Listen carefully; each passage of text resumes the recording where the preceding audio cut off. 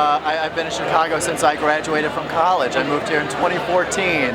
It's a magical place. I wouldn't live anywhere else. A Compassionate Spy is about a nuclear physicist who decided to sell secrets to the Russian government to stop a world war. It's a documentary about breaking some rules for the greater good, doing the right thing, but maybe the wrong way. Oh, it's an incredible experience. I mean, working with Steve, working with Mark, I mean, the film is just, it's a beautiful piece, and it was a beautiful piece to work on. So it's been a joy start to finish, really.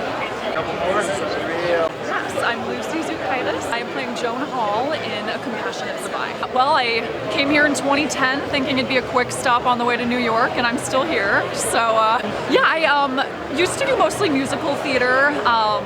Little Shakespeare, some classics, kind of all over the place, and then I've done Drury Lane, Paramount, Mercury right here. My favorite restaurant in Chicago is a little spot in the West Loop called the Press Room in Washington, and about Racine, May maybe. The chef is incredible. They do the thing where it's rotating menu based on what seasonal fresh ingredients they have, and you know, just very nice little atmosphere and a little off the beaten path, so I feel like it's not as crazy as the rest of that neighborhood. So A Compassionate Spy is the story of Ted Hall, who was an atomic scientist on the Manhattan Project. He's giving information to Russia, but for reasons that he felt were very good. So it's his story, but also largely told by his wife, Joan, and I play her in the reenactments. And it's a little-known story. I knew nothing about it before this, and pretty much everyone I talked to felt the same way.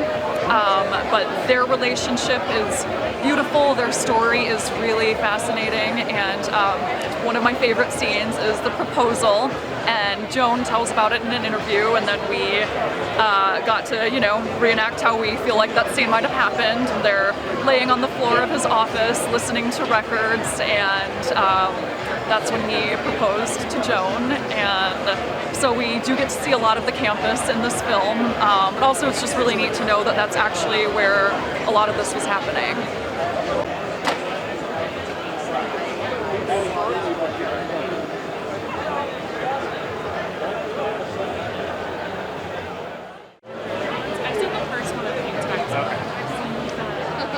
Mostly I just look at the pictures, which is probably not the best thing to do, but then it's usually, I don't know, whatever catches my eye. Yeah, I guess that's what I decide to go see. Definitely The Whale with Brendan Fraser. That's going to be hopefully really cool. Yeah, I think that's the main one. No, this is my first time, so very excited. It's a treasure for Chicago. It's one of the oldest competitive film festivals in the country, and also, you know, it is this year I'm serving on the jury. I'm on the New Directors jury, and we're giving an Ebert New Directors Prize. So this year the festival is especially important to me. Yes, we have been to the festival before. Yes. I usually see about 4 films. It's great to be here for a Russian-themed film, since we all speak Russian. So we're very happy and excited to be here tonight. So my film is Art and Pep, which is about Art Johnston and Pepe Pina, who are the owners of Sidetrack, but have also, you know, been leaders for the LGBTQ movement in Chicago and Illinois. Yeah, so I met them through a mutual friend who just started talking about all the work they were doing, and, you know, to me it really felt like I had heard these stories from, you know, LA and New York, and that's where often the story of LGBTQ rights is told. And I feel like Chicago's story hasn't really been told, and there were so many stories I had never heard, being someone who lived in Chicago most of my life. And so it just really inspired me. And they've also been a couple for 50 years, and they're the most in love, wonderful, beautiful couple. And I also realized I had never seen, you know, a movie or TV show about 2 men who've been together for 50 years. So it was really important to me to tell that story. So Art Johnston and Pepe Pina, they live in Chicago. They own the bar Sidetrack, which is one of the largest LGBTQ bars in the country, and really part of this gay enclave that is North Halsted in Chicago. but sort of behind their bar has been 40 years of activism. They've really championed LGBTQ rights in the city of Chicago and Illinois, and have been a couple for 50 years.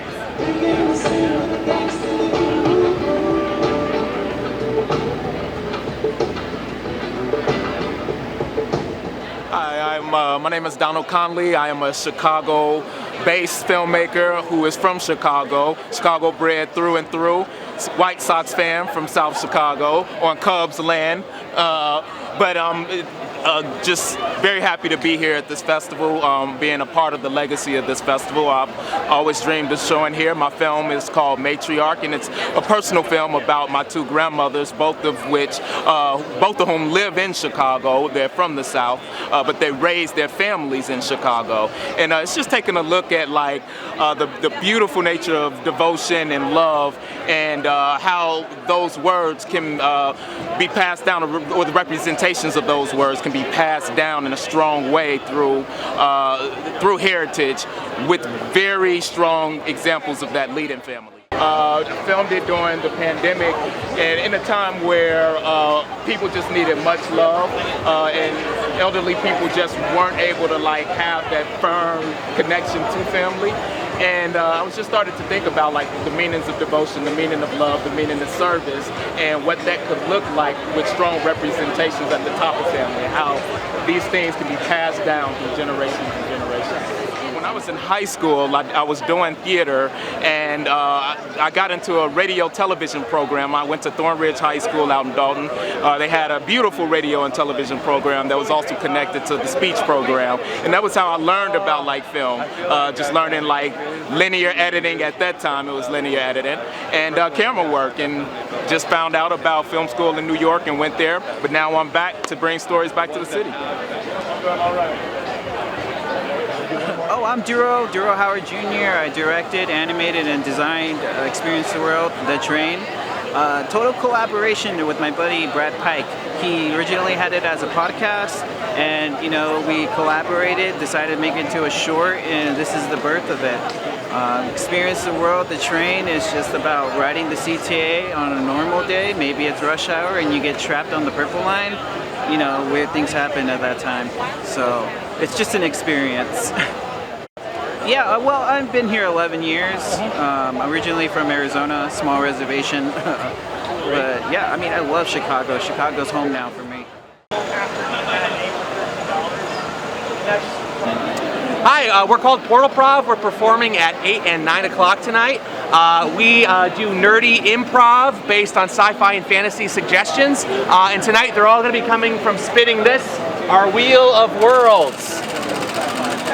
So often we're going to have somebody spin this wheel, and whatever it lands on, we're going to do some scenes inspired by that. So if it landed here, we'd be doing some Indiana Jones themed scenes. So my name is Mary Pat Kelly, and I'm thrilled to be at the Chicago Film Festival because in 1967 I attended a film called I Call First, later called Who's That Knocking at My Door, Martin Scorsese's first feature. But what makes it interesting was I attended it in full habit because I was studying to be a nun, and I had met him through correspondence, and we've been friends ever since.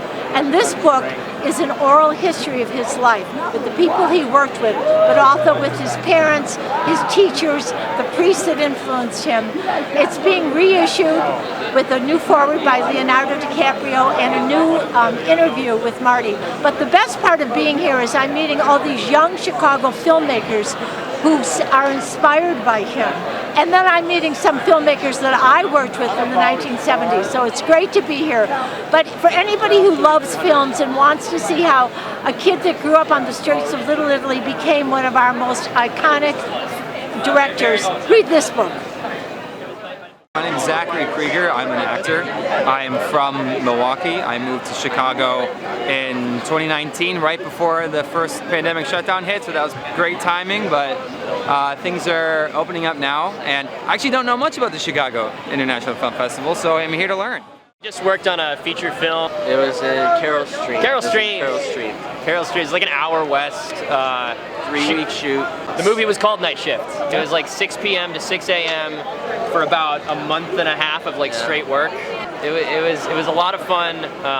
Worked in a really grungy hotel, but we worked Disgusting. with honestly, if it wasn't for the crew was so emotionally open to our needs just as people. We didn't feel like we were working with corporate individuals. We definitely felt at home with a group of people that we could probably call family. It was really fun, and I can't wait to work with these people again. The crew is what really made it worth it. I mean, you could tell that there was a lot of passion behind all of it. They were incredibly supportive emotionally, because we were all going through it.